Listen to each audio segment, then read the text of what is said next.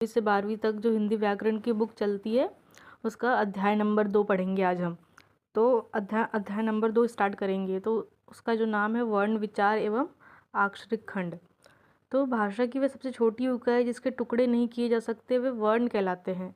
यानी भाषा की जो छोटी इकाई होती है जिसके टुकड़े नहीं कर सकते उसे हम वर्ण कहते हैं। जैसे कोई अगर शब्द है पीला, तो पीला के तो हम टुकड़े कर सकते हैं, पी प्लस ला हो गया, ये इसके टुकड़े हो गए। अगर हम आगे अगर प के भी टुकड़े करें तो प पे हलंत और बड़ी ई की मात्रा हो जाएगा पी।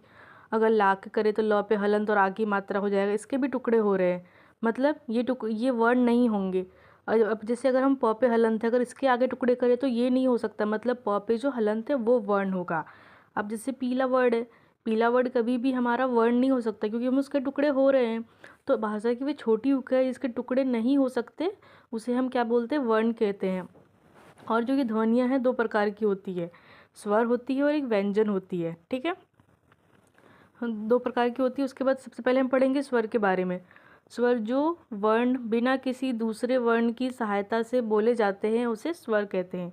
यानी ऐसे वर्ण जो किसी दूसरे वर्ण की सहायता से बोले जाते हैं उसे, जो मतलब बिना किसी दूसरे वर्ण की सहायता से, यानी किसी वर्ण की सहायता नहीं ले रहे हम, उसे हम स्वर कहते हैं। जैसे अ, आ, ई, ऊ, री, ए, ओ और औ।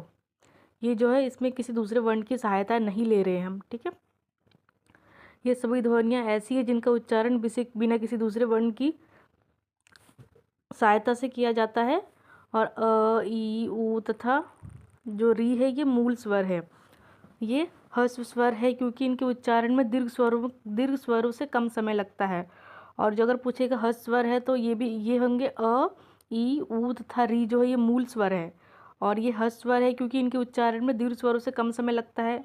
और उसके बाद जो स्वरों के जो भेद पढ़ेंगे, स्वरों के भेद जो होते हैं 2 होते हैं, एक ह्रस्व स्वर होते हैं और दीर्घ स्वर होते हैं। ठीक है, ह्रस्व स्वर क्या होता है, जिन स्वरों के उच्चारण में कम समय लगता है, यानी जिनको तुरंत ही बोल लेते हैं हम, जैसे अ, ई, ऊ, री, तो इनके हमें उच्चारण में टाइम नहीं लग रहा है ना, तो ये ह्रस्व स्वर होते हैं।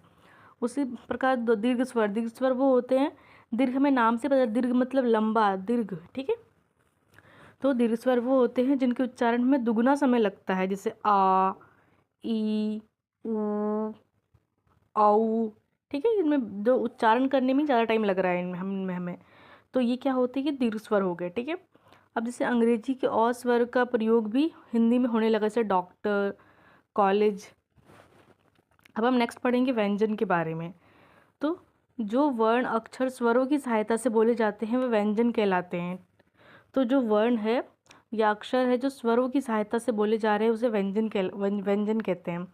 अब व्यंजन के उच्चारण में फेफड़ों से निकलने वाली सांस मुख के किसी अवयव से बाधित होती है। और जब हम किसी वर्ण का उच्चारण करते हैं तो किसी स्वर की सहायता से उच्चारित होते हैं। जैसे प का उच्चारण करने पर अ की सहायता से उच्चारित होगा। जैसे प कर रहे, प बोल रहे हम, तो उसमें अ की मात्रा आ रही है, तो इसी को हम व्यंजन बोलेंगे।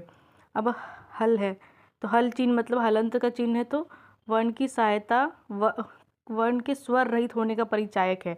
यानी कि स्वर जैसे ह है, जैसे हमने ह लिखा है ना, ह लिखा हमने, इसमें अगर हलंत लगा रहे हैं हम, अगर इसमें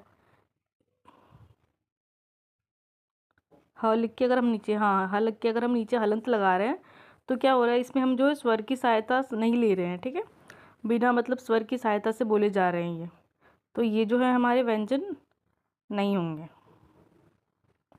नेक्स्ट है हिंदी व्यंजन। तो हिंदी व्यंजन निम्नानुसार है। जैसे हिंदी के जो व्यंजन है बहुत सारे, जैसे क हलंत, ख, मतलब सारे हैं उसमें हलंत लग गए हैं। अब जैसे वो क वर्ग है, क वर्ग में जो व्यंजन हैं वो कौन कौन से हैं, अ, आ, क, ख, ग, अड़, ये कौन से हैं, क वर्ग के हैं और इनको उच्चारण स्थान क्या है, कंठ है। ठीक है, उसके बाद च वर्ग है, च वर्ग में आएगा ई, छोटी ई, बड़ी ई, च, छ, ज, झ और यश, और इसका उच्चारण स्थान क्या है, तालु है। उसके बाद ट वर्ग है, ट वर्ग में ट, ठ, ड, ढ़, न, री, षटकोण वाले स और र, इनका जो उच्चारण स्थान ये मूर्धा है ना। उसके बाद त वर्ग है, त, थ, द, ध, न, ल, स और इनका उच्चारण स्थान क्या है, दांत है। उसके बाद है प वर्ग, तो प, फ, ब, भ, म, उ और इनका उच्चारण से क्या है, ओष्ठ है। ओष्ठ मतलब होठ, ठीक है।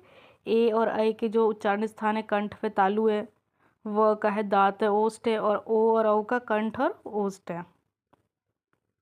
उसके बाद है नासिक व्यंजन। तो जैसे अण, ण और न और हण वाला न, म, इनका उच्चारण जो है नासिक के साथ क्रमशः कंठ, तालु, मूर्धा, दांत, ओष्ठ आदि से स्पर्श होता है और इन्हें नासिक व्यंजन कहते हैं। तो नासिक व्यंजन में ध्यान रखना है, ये होंगे ण, ण, ऐसे एग्जाम में आ सकते हैं कि नासिक व्यंजन कौन से होते हैं।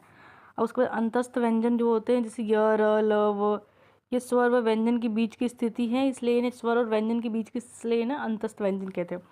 उसके बाद उसमें व्यंजन वो होते हैं जैसे षटकोण वाला श, सपेरा वाला स, सपेरा वाला स जो होगा, और शलगम वाला श होगा, ठीक है।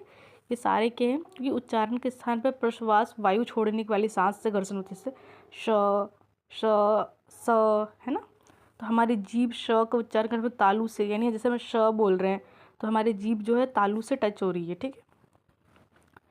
उसी प्रकार है संयुक्त व्यंजन। संयुक्त व्यंजन जो है, जैसे संयुक्त व्यंजन कैसे बना है, क्षत्रिय, त्र से त्रिशूल, ज्ञ से ज्ञानी और श्र से जो श्रेय वाला होता है, वो क्या होता है, ये चार होते हैं, ये जो संयुक्त व्यंजन होते हैं। जैसे क पे हलंत और षटकोण वाले स पे हलंत और अ, तो इससे क्या बन रहा है, श से क्षत्रिय बन रहा है।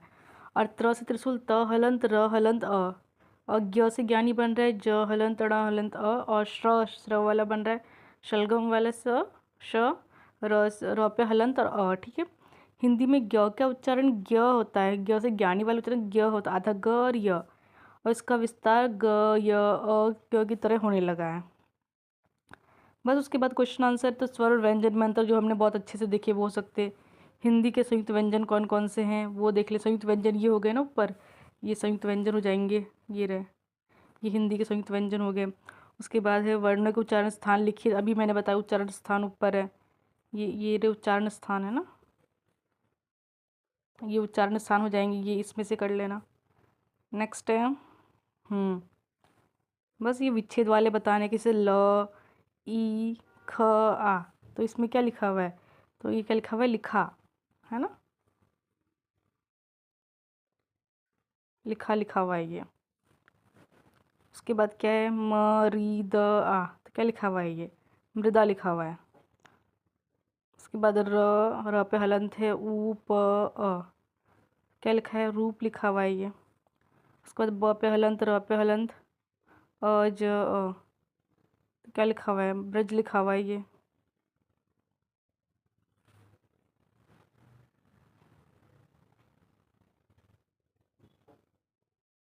सॉरी, शायद थर्ड वाले का शायद आंसर गलत हो गया है, उसका अ होगा, है ना, ये नहीं होगा, इसका ये वाला होगा, रूप।